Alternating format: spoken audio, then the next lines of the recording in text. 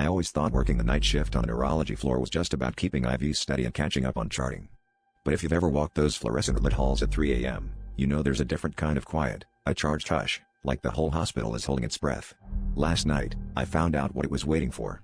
It started during rounds, when I heard my childhood nickname, Mouse, echo softly from behind a patient's curtain. Nobody alive calls me that anymore. I froze, but it was just a patient mumbling in their sleep, so I brushed it off. But then, I heard it again. And again. Always Mouse, always from a different room. At first, I thought maybe I was just tired, hallucinating from lack of sleep.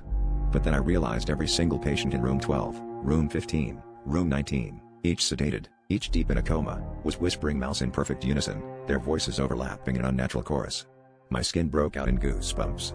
I tried to wake one of them up, but their eyelids fluttered and their lips just kept moving, locked in that eerie chant. I ran to the nurse's station, desperate for someone to witness this with me, but the monitors were flatlined, every patient still breathing, but their vitals had vanished from the screens. I grabbed my phone, intending to record the phenomenon, but my screen flickered and filled with static. For a split second, it displayed an old photo of me as a kid, the same age I was when only one person ever called me Mouse. My grandfather. He died in this hospital, in this very wing, years ago, a fact I buried deep because the memory hurt too much.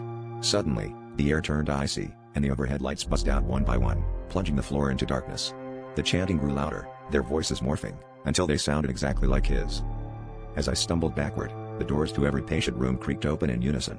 In the darkness, their silhouettes rose from the beds, eyes still closed, walking toward me. Each one extended a hand, and every mouth, my grandfather's mouth, smiled. "Come home, Mouse," they whispered, voices woven into one. I realized then, with cold certainty, that someone, or something, had only been waiting for me to listen.